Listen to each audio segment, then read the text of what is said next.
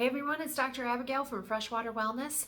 Wanted to spend today trying to give you some tools to help with your golfer's and tennis elbow. These are going to be home care routines that you can utilize while you're traveling, when you're trying to extend your visits to your practitioner, or when you're just not near that provider of choice for yourself. So we're going to be getting into Gua Sha and cupping and kind of the biomechanics of what's going on when you're experiencing those two kinds of symptoms. And we'll just get right into it, and feel free to leave comments below. Okay, so the tools you're going to need for this home treatment are going to be some kind of oil, whether that's olive oil or coconut oil, something you have at home. This is a citrus massage oil from BioElements that I'll be using. You're also going to need a cup. I'm going to put some links in the description of the video below to where you can get these. The link is going to be to a pack of 4. My choice on my for this body part, the arm where we're working on tennis and golfer's elbow, is going to be the largest size in the pack of 4. This is a glass cup, so it's easy to clean and it's easy to disinfect, which I really like. So that's why I'm going to be using that. And then the next tool is going to be a Gua Sha tool. This is a jade tool, square shape. There are ridges and curves in this particular tool, which I like to add extra contact to the muscle group I'm working. But then also this notch right here allows me to avoid the bony prominences and the bony structures that that might get in the way or make it uncomfortable if you're using pressure with a Gua Sha tool. The last is this spaghetti sauce jar lid. You'll notice that there's actually a curve around the lip. This is going to be your cost-effective option, something you have at home, something you don't mind losing or throwing into a bag that you might take out on a camping trip or something like that. So how you use this, though, is a little different. You're going to be going ahead and curving your hand and your fingers around the lip of the lid, and you're going to put your thumb on the other side. This allows you to get a little bit of grip so you can push the lid across your arm, or you can pull it like so. And again, there are different sizes based on the jar lid that you're using. Sometimes baby food is a really good option. This is not my ideal lid because it does not have a consistent curve around the entire lid. You can see there's notches here. So it is a tool and it's a cost-effective tool. I won't be demonstrating it in this video, however. I'll also mention that the cups that come in the pack of 4, the other sizes are really nice for facial acupuncture and facial Gua Sha kinds of techniques. So what I'm going to do is post another video on that later, and that link will also be in the description. Okay, a couple points I want to make just before we get started is that just on the biomechanics of the arm. So when we're thinking about tennis elbow, we're often talking about lateral epicondylitis. So we're talking about this part of the arm. And then medial epicondylitis would be the golfer's elbow. So what we're looking at here are the muscle groups associated with that and the different movements of those sports that they can impact the inner part or the outer part of the elbow. And what you'll notice is that the elbow really wants to be doing this kind of movement. When we're talking about rotating the arm in this way, it's actually happening more at the wrist. Now, these muscles do help cause that motion, but you'll notice that I can be rotating my hand with my elbow completely staying still on the table.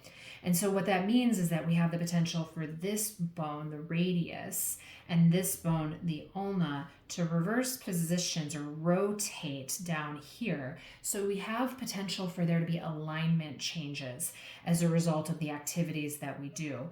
I'll see this a lot with, obviously with tennis and golf, but if somebody's doing a lot of push-ups or planks, or if they're doing pull-ups, we've basically taken the hand that likes to move around like this and kind of absorb the extra motion of whatever the activity is, and you make it a fixed point because now you have your hand down or you're holding on a bar or something like that.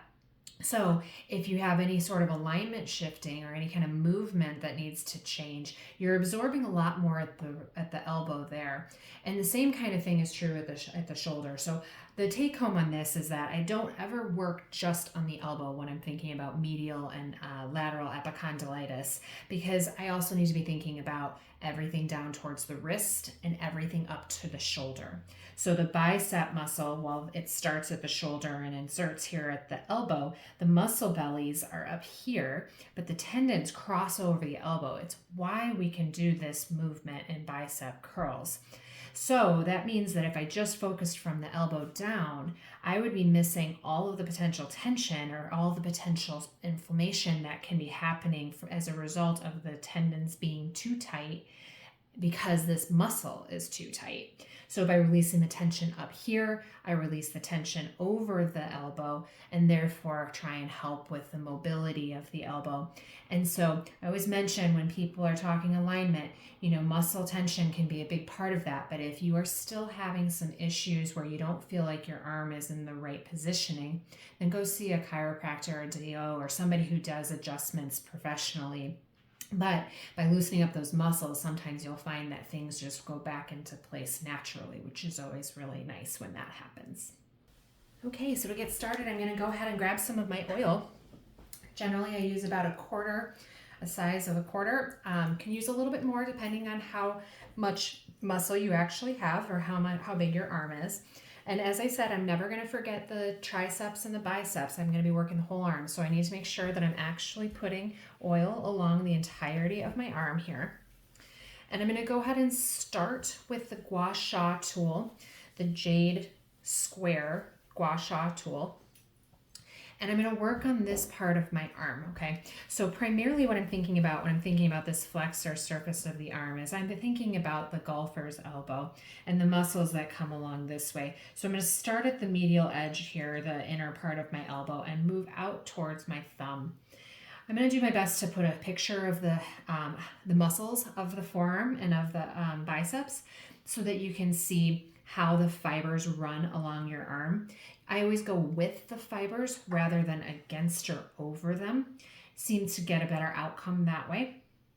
And again, I'm going to be feeling a little bit of this cobblestoning, like a bubble wrap sensation. And when I feel that, that just tells me I've got some stuck, some adhesion, some kind of fascial tension going on. And so what I'm trying to do is even that out. So as I'm scraping or as I'm going through and doing this Gua Sha, I'm actually going to start feeling that dissipate.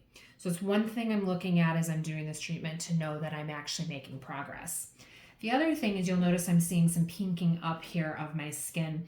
And this is a little bit pinker because I've actually done a little bit of work on my arm prior to this video. So you might not get pinking as quickly as I have, but that tells me there's increased circulation coming to the surface of the skin, which is what I want.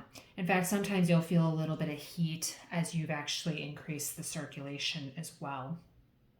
So that's going to be probably about enough for me there. I will mention if it's too intense, you can change the angle of the tool so that now you've got increased surface area of the tool to the skin, which changes the actual PSI or pounds per square inch, the pressure on each individual area. Lots of physics when we're talking about this. So, okay, so now we're going to go ahead and talk about cupping.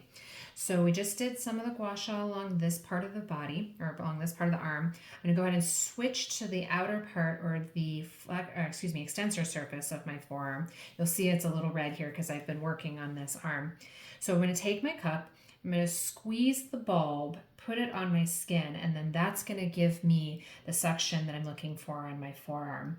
And there's a couple of different techniques you can use with this. First is that you can then take the cup and you start moving it down, sliding it down, again with the muscle fibers. And you will find that as you get closer to the wrist, the cup wants to release its tension. And that's just because there's not as much muscle there. It's a little bit bonier there. So you can either use a smaller cup or you can just go ahead and treat until it releases. The other technique is that you can squeeze the cup, which creates the suction. And then when you squeeze again, you can move the cup and then you get a little bit of the suction when you release the bulb. So again, you squeeze the cup, get the suction when you release the bulb. When you squeeze again, you're releasing suction, move the cup, release the bulb, and now you've got suction in the cup. So it's basically Just squeeze and release. And then that's going to offer you just another technique in case the sliding component of that last move is not as comfortable or not as effective. And what you may notice is when you've got suction in the cup that there might be some little dimpling, and that's just a myofascial adhesion that you should see improve as you continue to do your cupping and gua sha. And some people respond better to cupping, some people respond better to the gua sha, so you kind of have to play around with it a little bit. And then, of course, we work on the bicep and the tricep. And again, you're going to be going with the muscle fibers from the shoulder to the elbow.